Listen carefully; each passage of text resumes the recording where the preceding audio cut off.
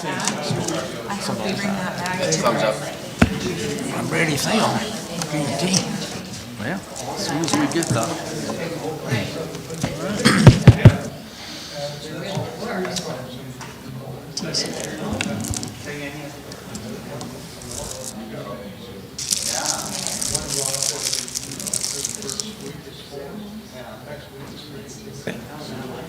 Good evening, everyone. Welcome. I'd like to call this meeting to order. If you'll stand, please, we'll have our invocation and our Pledge of Allegiance. If you pray with me, please. Heavenly Father, we give you all the praise and all the honor that we can tonight for the many blessings you provided today. We ask, Lord, that you would be present here in this council chamber tonight. And we pray that you would lend this council just a portion of your wisdom as we deliberate the issues of our city.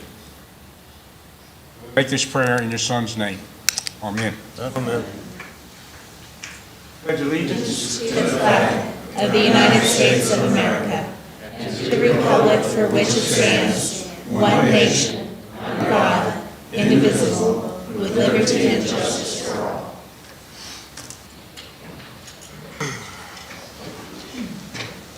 All right, first item on our agenda, as always, is our audience for visitors. And before we ask anyone else in the audience to speak, I want to recognize, what'd you tell me, Ted? Just Ted? Is that all right to call you? Come on up, Ted.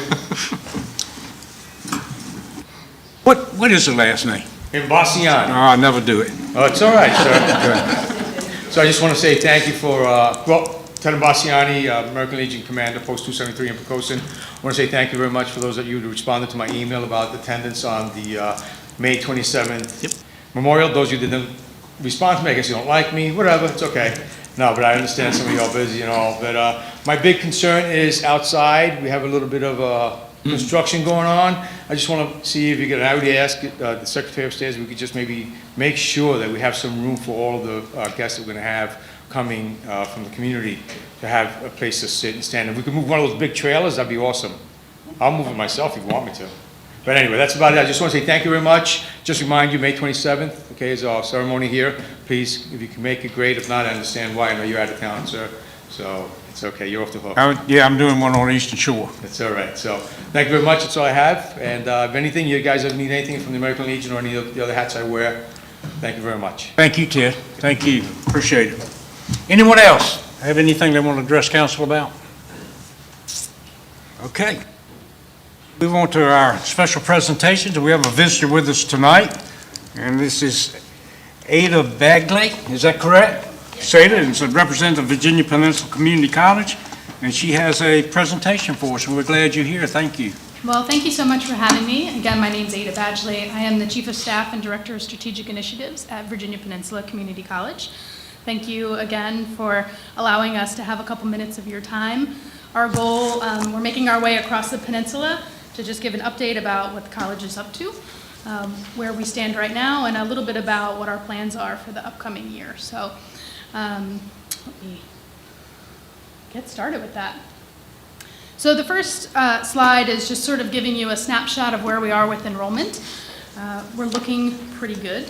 We have two primary student populations. One is our credit students who are working towards an associate's degree, and the other are our workforce students, or our non-credit students who are working on short-term credentials. And those could be anything from a 4-week program to a 6-month program and get them into the workforce very quickly. And so these are our current enrollments. If you're interested in the Poquoson numbers, we have about 277 Poquoson students in our credit programs, which represents about 3% of our students. We have seen a pretty good increase in our student enrollment, primarily in this last year or so. The numbers up there are representative, one, of our dual enrollment students, which are students who are enrolled in high school and also taking college courses at the community college. Our workforce courses, which we've seen an incredible increase. We've been able to add a bunch more courses, and the workforce courses are really designed to be stood up quickly and to respond to industry and business needs. So we feel really proud of the fact that we've been able to do some of that and get more students into the workforce. And then the last is our credit courses, which has had the slowest growth, but still seen some pretty steady increases. Related to those dual enrollment students, this is our breakdown of all of the dual enrollment students that we have on the peninsula. We're seeing a nice increase in our Poquoson public schools, but we would certainly love to partner with anyone who is interested in increasing that number. Some of our districts are working to have their students earn a full associate's degree, which they're able to earn the May before their graduation from high school in June. And so we're very thankful to be able to provide that. That's something that the governor has put out to us across the Commonwealth, that we want more students to be able to have access to those credentials upon their high school graduation. All right. Related to another aspect, student retention and graduation and completion rates are very, very important. It's wonderful to get students enrolled, but it's more important to see them actually complete that degree so that they can get into the workforce.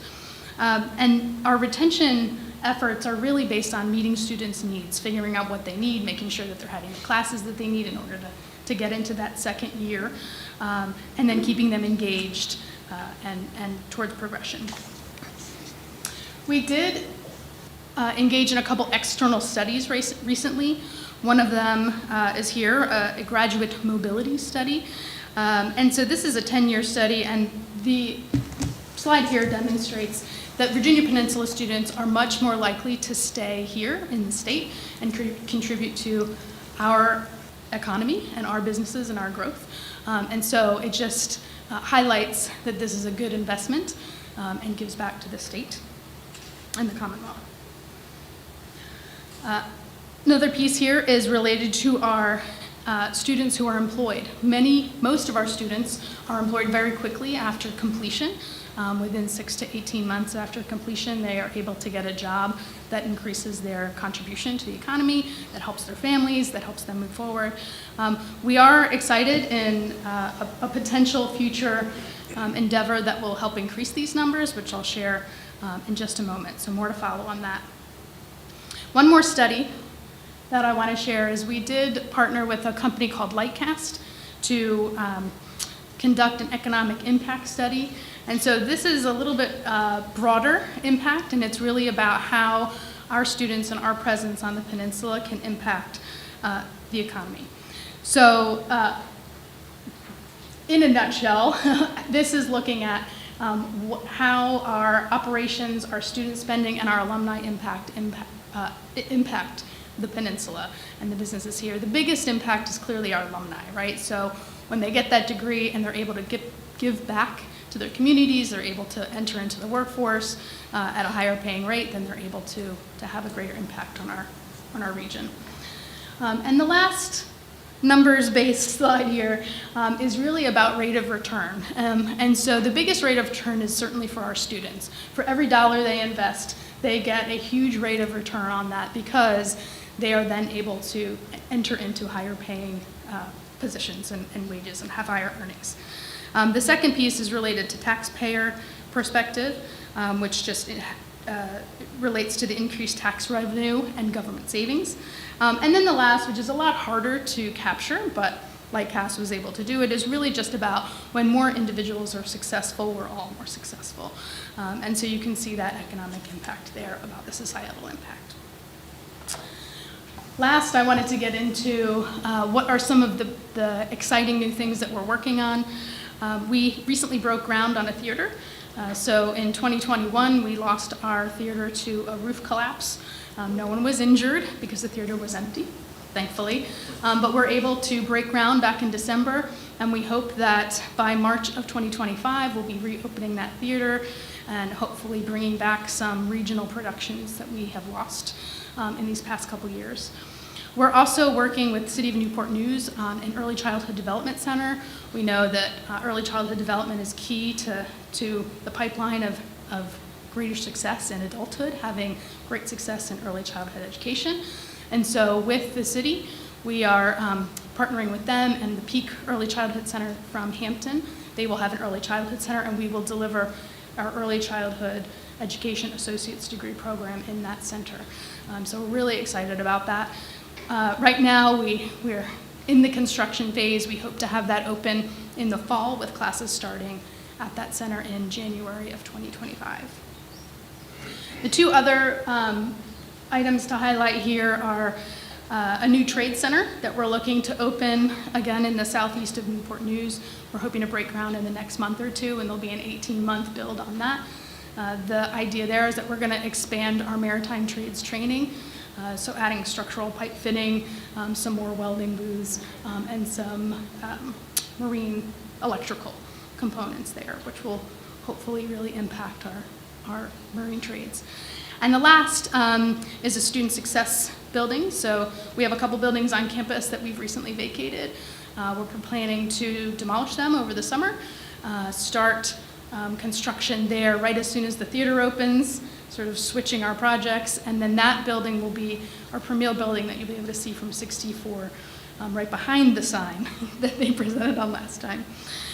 So we're really excited about that. We think it'll really help be a cornerstone for the community. In terms of academic programming, we have a couple new academic programs that are coming up. I mentioned that we have academic programs, which are our associate degree programs. They take a little longer to stand up, so right now we're working on an LPN program for responding to the need to have more nurses in the pipeline in our region. And so that will probably stand up, we hope, by fall of 2026, but we're working on that right now. The other piece is the historic Triangle campus, which is up in our Williamsburg area. We have a campus up there where we'll be delivering our nursing program, and we have dental hygiene there, and so we're working on making those programs a little bit more robust. The other piece is we want to make sure that students are able to earn a whole credential. So the Uniform Certificate of General Studies is related to your basic classes, so math, science, history, writing, and those are the basis for any associate's degree. So students will be able to go there, get all 33 credits, which will get them about halfway to their associates, and then figure out what other degree program they want to seek. The last bit is a couple other things. I mentioned that we really wanted to have an impact on our career placement for our students, and so we're looking for funding to start a new career center, which will help with internships, assistantships, and then career placement in the region. We're looking for a healthcare training center. One of the things that we've heard quite a bit from the region is that we need more healthcare workers. So anything from EKG technicians to CNAs to LPNs, and so we're working to stand up a facility there to have more students come through that pipeline. And then the last is we're calling it the EPIC Center, so Educational Program and Innovation Center, really focused on technology, and so working with students to increase technological training, whether it be in a tech industry or whether it be in a tech component that stands up another industry. So for example, nurses who need technology now in their jobs more than ever than they have before will be able to do some of that training at that center. So still working on some of those ideas, but looking to develop them, and we hope that we'll be able to present on those in a couple of years. So that's where we are right now, where we're going. I'm happy to take any questions or comments if you have them. Any questions of Ada? Keith? Always, yes. I worked there at Thomas Nelson from 2005 to 10 until we were downsized. But anyway, and I was a student recruiter. And so my question is going to be about that. Is there more of a presence in high schools than there has been the last couple of years? Because I think that's detrimental. Having a body in the schools on a regular basis, not necessarily a cafeteria visit, but an actual ability to do it seems to help with the recruiting efforts, because my feeling is that high school students that don't know what they want to do are really helped out by the community college telling them that, hey, this is not a fearful thing, because some of them just don't go because I'm not an academic. Well, it's amazing once they find where they want to go, how much they improve and like that. So my question is there more of a presence in the schools? Yes. Good. So I agree. I mean, everything that you said is absolutely true. We need to be out there. We need to be talking to students. We need to be helping them understand that not everybody is designed for a 4-year degree right away, right? They may get there eventually, but this is a good stepping stone to that 4-year degree, or maybe this is just a place where they can complete that degree. And so we have invested in getting back into the high schools, whether it be through the counselors or physically getting in there ourselves. And we have a couple positions. In fact, we have a position called the navigator position, which has been partially funded by many of our localities. And that position is getting into those high schools and having some of those conversations, not only to help with recruitment and enrollment for us, but also to make sure that we're having those conversations about how to navigate the financial aid system, how to navigate the enrollment components, how to navigate transferring to those 4-year schools once they reach that associate's degree level. So we have invested in that in the past couple of years, and we hope to continue to see that as we move forward. Good. Again, my feeling has always been that a focus on the high school students that aren't sure what they want to do. I mean, they get all the way up until right this time of year, and all their friends are getting acknowledgement perhaps from colleges and where they're going to go, and I'm not sure what I want to do. So yeah, having the opportunity to be able to not go through a 6-month application process and wait for results, which the community college really hits that hard. It's pretty easy to get in. Absolutely. Not too easy to stay in, but easy to get in. Right, and so we're working closely with our high schools. The other piece that we've really started to increase is working with those 4-year schools, and we're trying to create Yes. more pipelines there. Great. Most recently, we signed an agreement with CNU and created a Bridge 2 program, and so the idea would be that students who might not be ready for that 4-year, but Right. they know they want to go to CNU, will sign essentially a promissory note saying that they're going to go to CNU, but they will start at BPCC, and we will work. They will have services at CNU, so they will be able to have access to the Career Center, and they'll be able to have access to the campus. They'll be able to go to athletics games. What we heard from a lot of students is that by the time they transfer, they feel like a freshman again, right? So they're a freshman at BPCC, and then they go, and they're supposed to be a junior, but they feel kind of lost. And so we're hoping that this program, this pilot program, which we're hoping to expand to several other colleges that we're in conversations with right now, will really help so that students will see that they have this pathway that is easy. They still have to do the work, but it'll be easy for them to make that transition. So the whole high school to university pipeline, I think, is something that we're trying to make smoother and easier. Good, thank you. Absolutely. Any other questions? Just real quick, what kind of rate of your 2-year graduates go on to 4-year university? You know, that is a wonderful question, and I don't have that percentage. I'm Okay. so sorry that I don't have it, but I can get it to you. No problem, I was Thank you just, for I was that. just curious. Of all the numbers, that's one I didn't bring, so I apologize. Other questions? Anybody?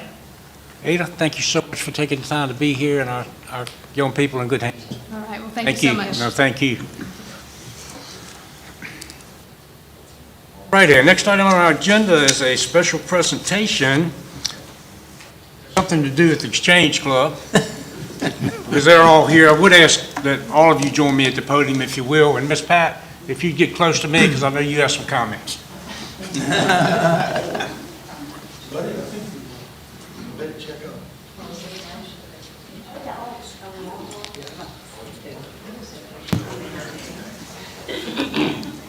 Somebody's out there's going to want to take the picture, so. Can I close this? It's okay?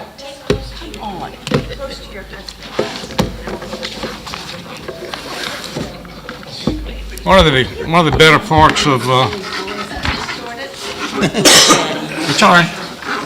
One of the better parts of what I get to do is recognizing a group of individuals who are dedicated to this community in more ways than just what we're going to talk about tonight. And so we appreciate that. I appreciate that personally, and unfortunately, this is going to be the last presentation I do for you guys, but I'll still be there to support you and thank you for what you do. Okay? So let's do this proclamation. And Ms. Kim has kind of blown that up for me some so I can read it. Good. Kind of looks like mine. Yeah, yours is good. Yours is good. Whereas the City of Poquoson applauds the Exchange Club of Poquoson for its dedicated work in the prevention of child abuse in our community. And whereas the City of Poquoson commends the Exchange Club of Poquoson for its promotion of ongoing programs in our community which are designed to help prevent child abuse. And whereas the City of Poquoson stands firmly on the side of prevention of any type of abuse and believes no child should endure verbal, emotional, or physical abuse for any reason.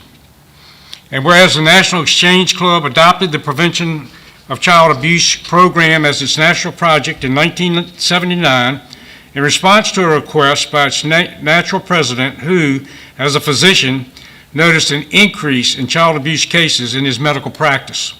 Since then, April has been designated as Child Abuse Prevention Month, and the City of Poquoson supports and encourages all of our residents and our community leaders to wear blue each Monday in April in observance of Child Abuse Prevention Month.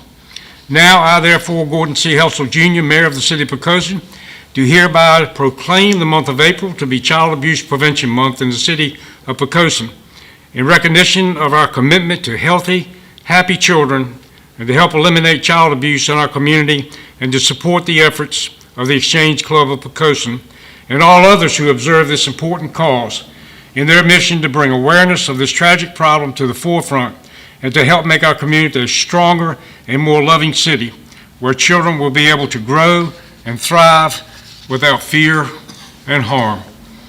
And it is my pleasure, Pat, I will present this to you, but certainly this is for the entire Exchange Club, and we thank you. What a cause that you folks support.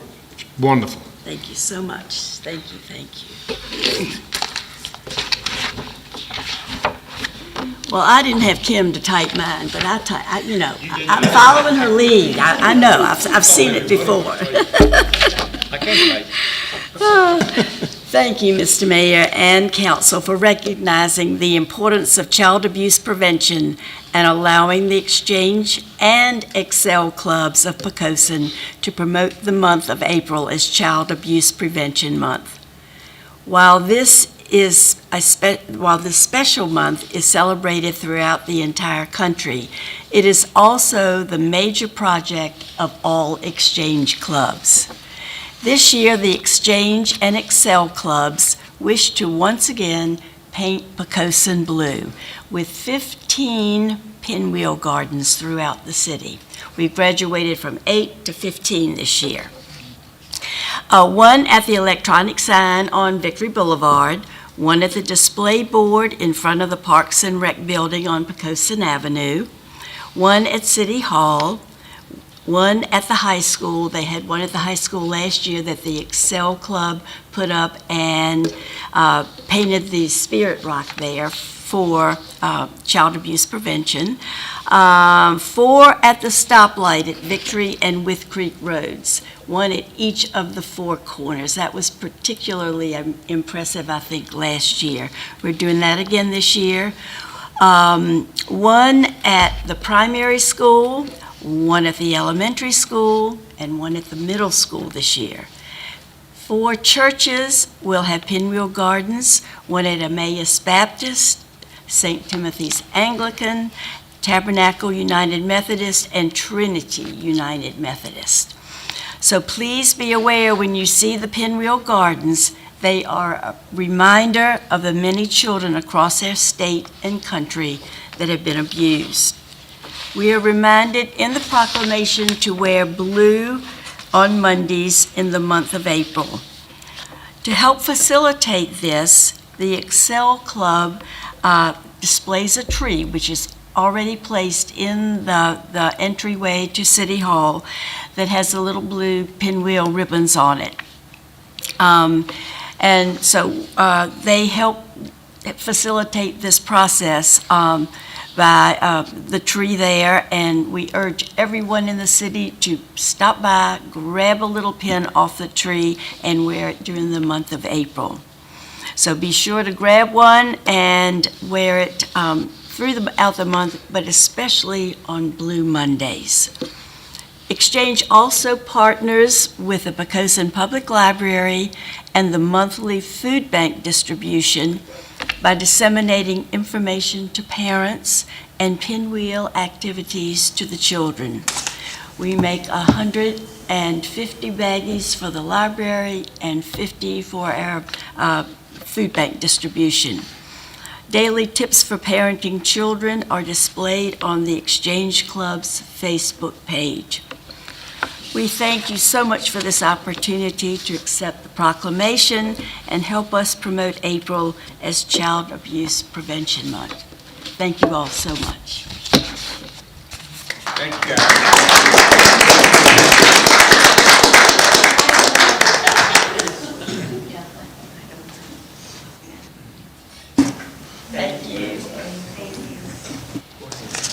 Ms. Green, Pat, someone asked me at church yesterday when y'all were going to do that windmill, and I didn't know. Yeah, we're putting them up in front of Tabernacle on Thursday is when everything's going to be going up for April. Thank you. Yeah, and Tabernacle and Emmaus and Trinity both have childcare centers, so we're catching two purposes at one time. Thank you, guys. Thank you so much. Righty. Let's move on to approval of our minutes. We have a regular session February 26, 2024. Mr. Mayor, I move we approve the minutes for the regular session, January 26, 2024. All right, thanks, sir. Second. All right, been motion made second, we adopt the minutes. Any concerns, comments, any questions? If not, Ms. Kim? Councilwoman Bunting. Aye. Councilman Fye. Aye. Councilman Southall. Aye. Vice Mayor Freeman. Aye. Councilman Hucks. Aye. Councilwoman Emmett. Aye. Mayor Hessel. Aye. Mr. Mayor, the motion carried by a vote of 7-0. Okay, thanks, Kim. We have one public hearing tonight.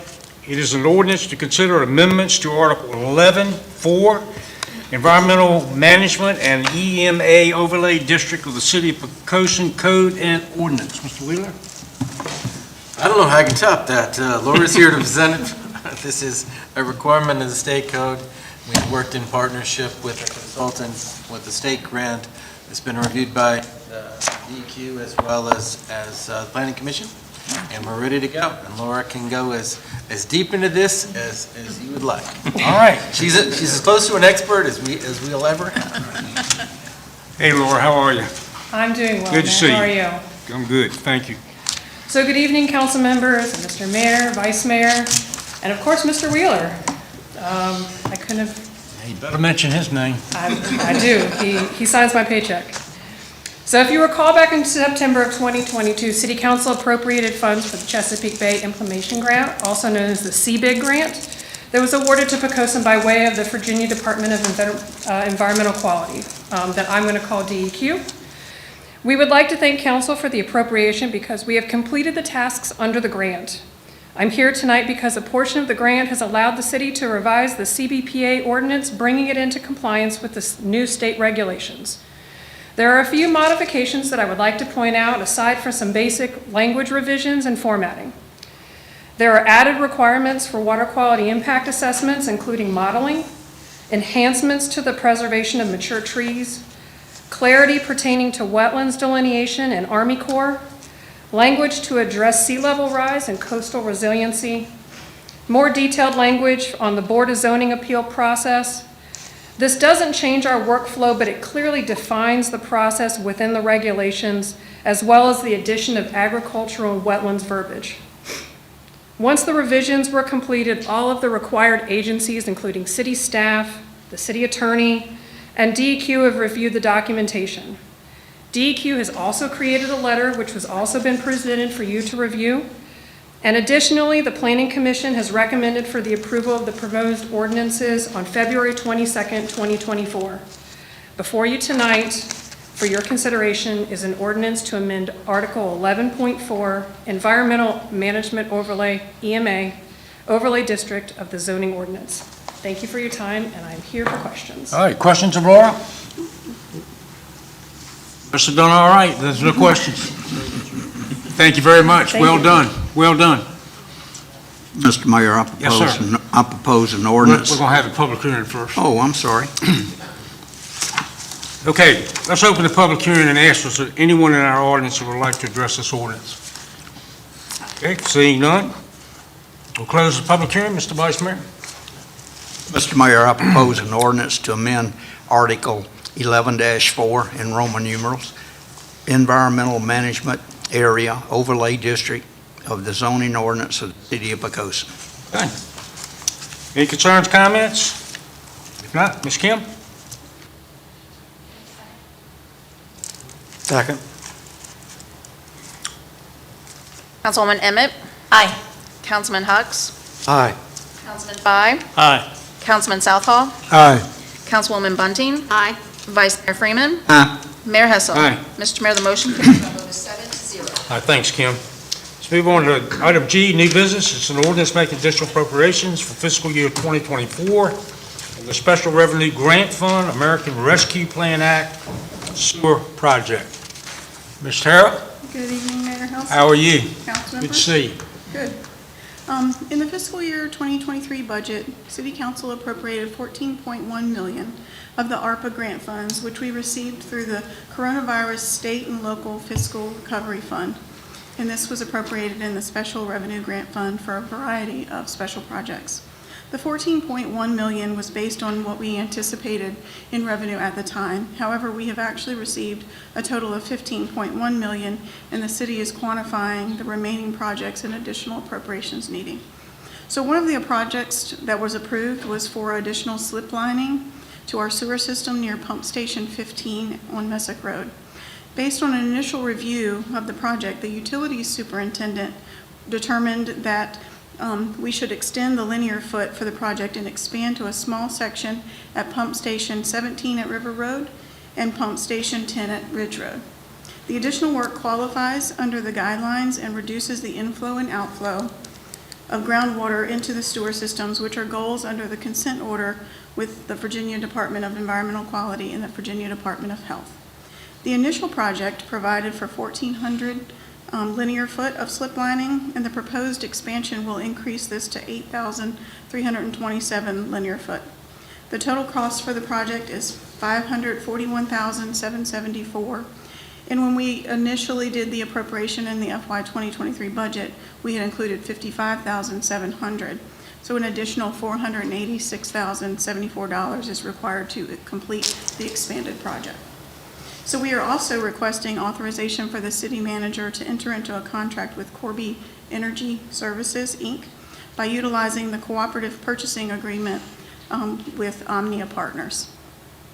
Therefore, you have an ordinance making an additional appropriation in the Special Revenue Grants Fund for the additional $486,074, as well as to authorize the city manager to enter into this contract with Corby Energy.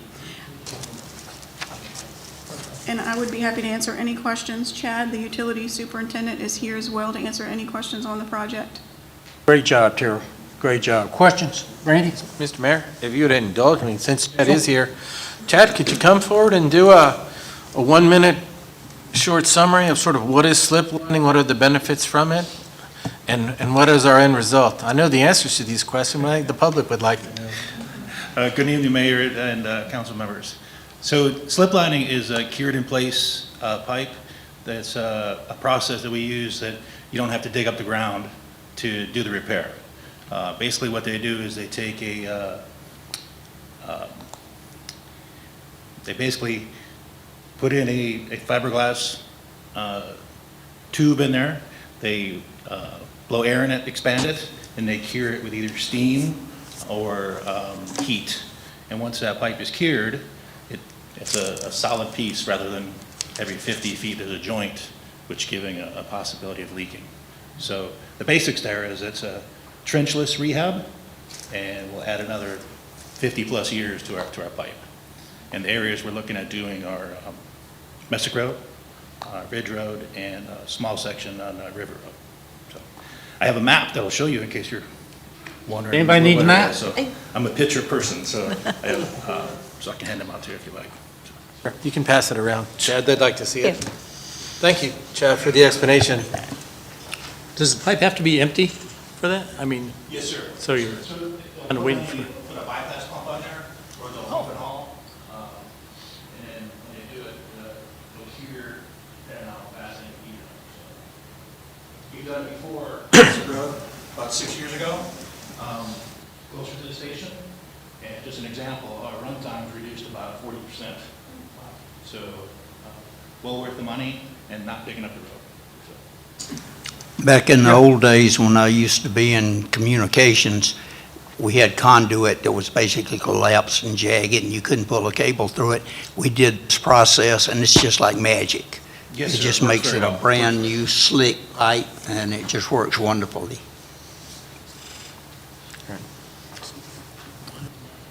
Ask We'll another pass it around, question? Chad. May I? You can go back to the Absolutely. Do you want Chad, or do you want Chad, please. Chad? So is the ultimate goal to perform the slip lining throughout the city 100%, or is it just certain bits that are really in dire need? Certain water areas, classic areas, usually underwater quite a bit, and portion of River Road. So usually the saturated areas where we'll sometimes have inflow in the joints that are underground. Any other questions to Chad? All right, thank you, sir. Appreciate it. All right, let's move on to the comments of our city manager. Do what? Yes. Oh, that's right, we need to adopt this ordinance, you're right. Thank you, Kerry. Mr. Mayor, I propose an ordinance making an additional appropriation for fiscal year 2024 in the Special Revenue Grant Fund. Second? All right, we have a motion made and seconded, we adopt the ordinance. Any concerns, comments, any questions? If not, Ms. Kim? Councilman Fye? Aye. Councilwoman Bunting? Aye. Councilwoman Emmett? Aye. Vice Mayor Freeman? Aye. Councilman Southall? Aye. Councilman Hucks? Aye. Mayor Hessel? Mr. Mayor, the motion carried by a vote of 7-0. Thank you, ma'am. Now we'll talk to our city manager. Thank you, Mr. Mayor, members of council. Just a quick note to observe that one of our local businesses had its last day over the weekend. Unfortunately, McFatters is no longer an operating business in the city. We wish them well in whatever they do next, and we are already in discussions with the landowner to see if there's anything we can do to help them as they prepare for the next tenant. And that's all I have, sir. Okay. All right. Bud? I'd just like to thank the people who came out to City Council tonight to pay attention to the government, and those at home who are doing the same thing. Thank Ms. Ada Bagley for her presentation on Virginia Community College. I keep wanting to say Tom, but it's been that all my life, okay? But that is a crown jewel for the area, okay?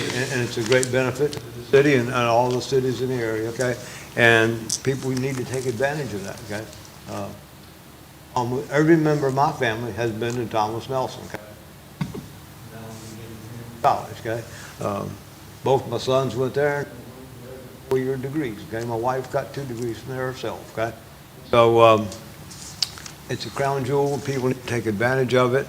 And I still ask everyone to consider applying for various committees and commissions for the city, okay?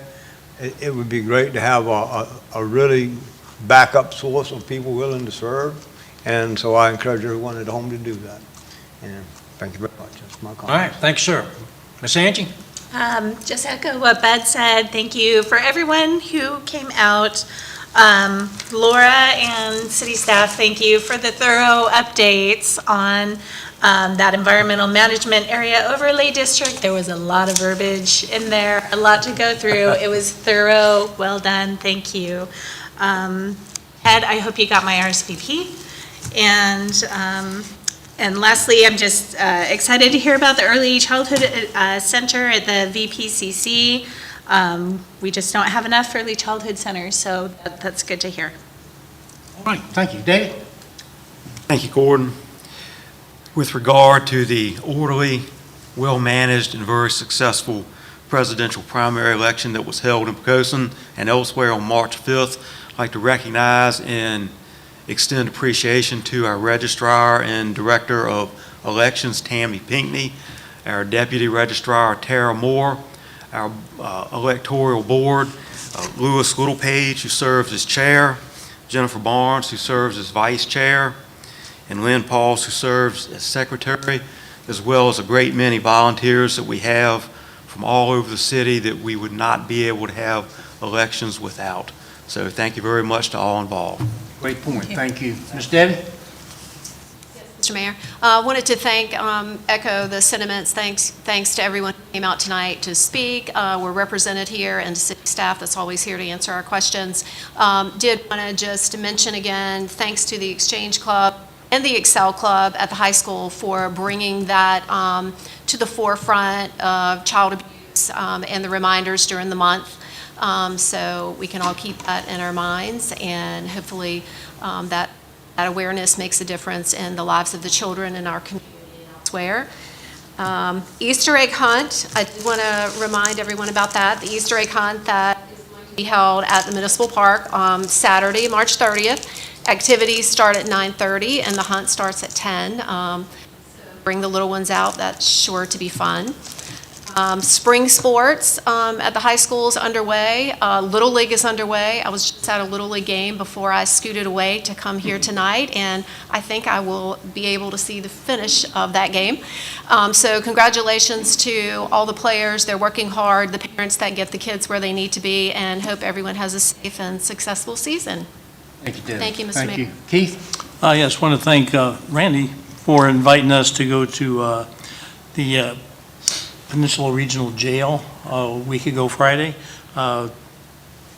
Councilwoman Emmett, Councilwoman Bunting, and I were able to attend the graduation ceremony for the We Are In This Together program, which is a alcohol rehabilitation program that they put on there. There were 5 graduates. Only 4 were present because luckily one of them had been released from the place. But to see them there and going through that program was great. What was inspiring to me was the fact that there were about 18 people, ladies, in waiting to enter the program that were hooping and hollering at the graduation for the people that did graduate. And then one lady that gave the remarks, her son was there. He's about, a year and a half old or something like that. And he was making noise during the ceremony, and then all of a sudden he got quiet because he fell asleep. So, but it was pretty nice, and I appreciate the invitation to go. I appreciate you and Debbie and Angie taking the time to go. That's quite an event. I've been there a couple of times, and it's quite an event. And Randy, you do a heck of a job on that board, by the way. Thanks, sir. Along with many other things. Mr. Vice Mayor? Just for the comment on American Legion, as Commander Ted said, every Memorial Day and Veterans Day, we have a ceremony out front honoring the people from Poquoson that were killed in service, mostly during wartime. But Memorial Day and Veterans Day, so it's a very moving ceremony and encouraging. Great. That's all I got. All righty. Any other questions, any other concerns? If not, we need a motion to adjourn. So moved, Mr. Mayor. All right. Second? Motion made, second, we adjourn. Ms. Kim? Vice Mayor Freeman. Aye. Councilwoman Emmett. Aye. Councilman Southall. Aye. Councilman Fye. Councilman Hucks. Aye. Councilwoman Bunting. Aye. Mayor Hessel. All right. Mr. Mayor, the motion carried by a vote of 7-0. Thank you, ma'am, and we are adjourned.